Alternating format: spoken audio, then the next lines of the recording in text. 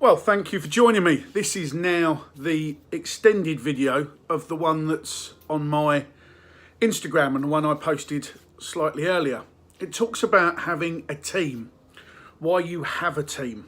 So just to quickly recap, the reason you employ staff is so that you can grow your business. You either can't do it, you haven't got the skills or the training or the qualifications to do that job. B, your time would be spent better somewhere else in the business. Now, the reason I say this is that, if you're building a wall and you can't go and do quotes, we've had this conversation many times. If you're driving a tractor, you can't go and do business. You can't go and quote for other jobs. So you need somebody to do that.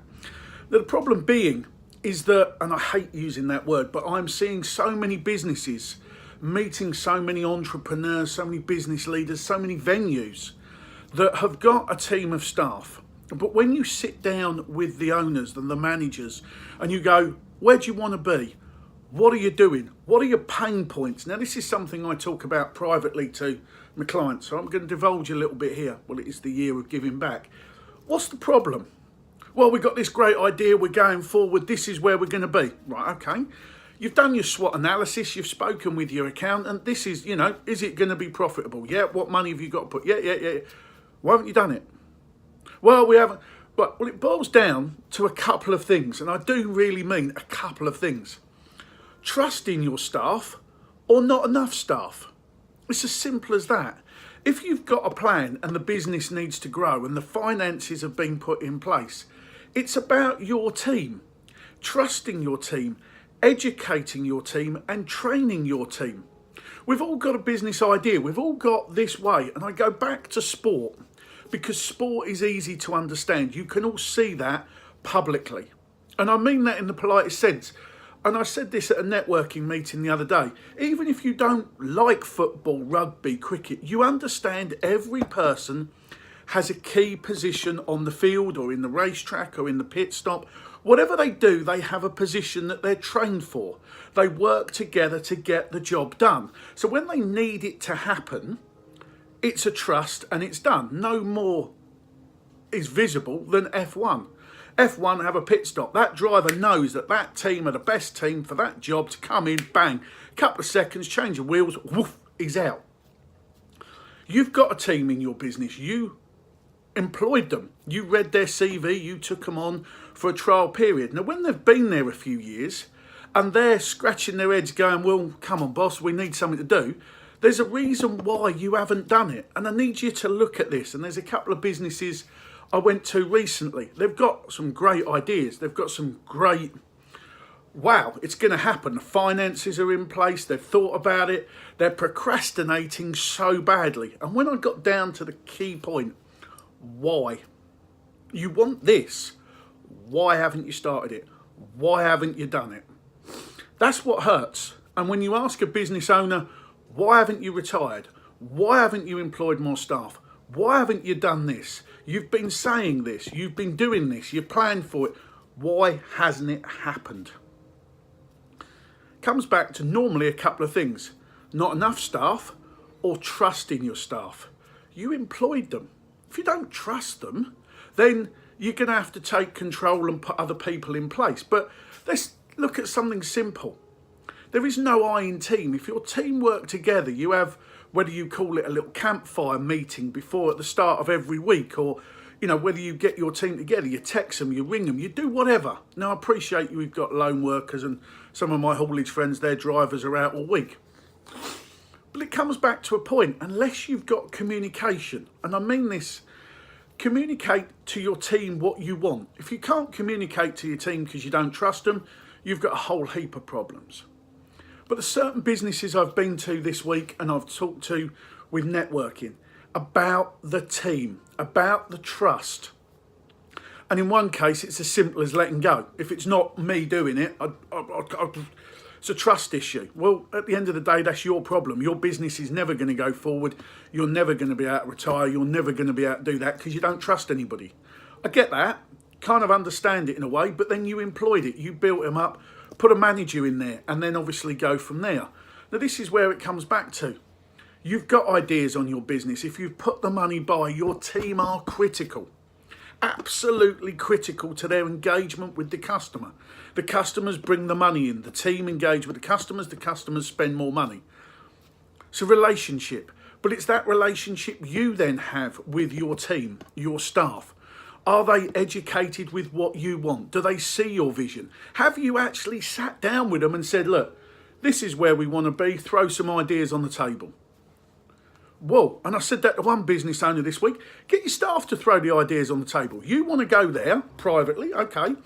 Tell your staff, right, we want to grow, we want to do this. What do you recommend? What do you suggest? They're the ones working with the customers day in, day out.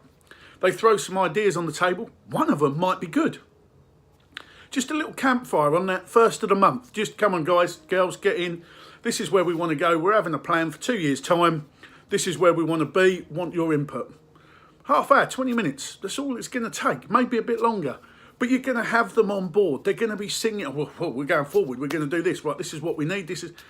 They're the people with their feet on the ground. They're talking with the customers. Sometimes little changes will make a big difference. Trust and the reason you employed them. You would be better off doing something else in your business. And the reason I say this is if you take a cruise liner, if you're down there stoking the fire to make the engine work, you ain't up there navigating as to whether you're going to hit anything or not. So employ somebody down there and let them do their job. Ask them if they're okay each and every day. You okay? Anything else I can get you? Anything? We're going to be docking soon. Do you want me to get you some food? Do you want me to get you this? Teamwork. The engine's working. You can navigate. You can steer. The rest of the ship gets bigger and bigger, you put more team in. You still can't be fixing the engine, serving the food, navigating, steering and captaining the ship. That's why you have staff. That's why you have a team. But understand your team need to be educated, trained, and they all need to be singing together like a choir. It works in sport. Everybody has their position. Everybody refers back. The manager has an overall look of what's happening. In sport, it's easy. You can watch it. You can see the players move around the pitch. F1, you can see the pit stops happening. Fairly simple, really. So understand that in your business, the customers are meeting with the receptionist. Is she doing her job properly? Yes. Well, what does she need to improve her job? Anything that she can understand the venue better, understand, which hotel rooms are better, which, when we've got the best meals on, when's we've got the best wines, has she got a list, has she got information that she can upsell? If you've got a golfing venue, right, where do I go? What do I do? What are your staff? Are they visible? Are they seen? All of this is simple things, but it's your staff, your team working for the good of the business while you go and get more business.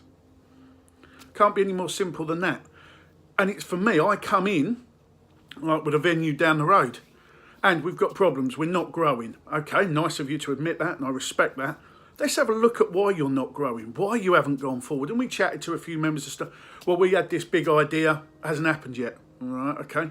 Had this great idea, we were going to do this over there, we were going to cut through there and have a driving range. When was that? 3-4 years ago. Well, it's not happening. So the staff are kind of behind you and going, yeah, we wanted this, we can see it, we'll do it, but it ain't happened yet. So you wander in, chat to the boss, why ain't it happened? Well, I don't want to do that.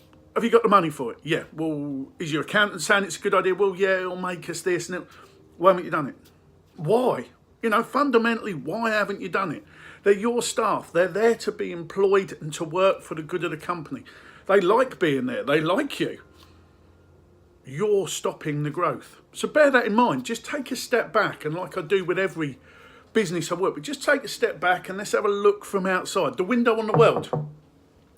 What's your business look like? What's it going to look like in 3 years' time, 5 years' time? What are the customers looking at? What do the customers want? Where are the customers going? If it's a service or product you don't provide, where are they going? And if they're going down the road, can that business deliver what you're not going to deliver?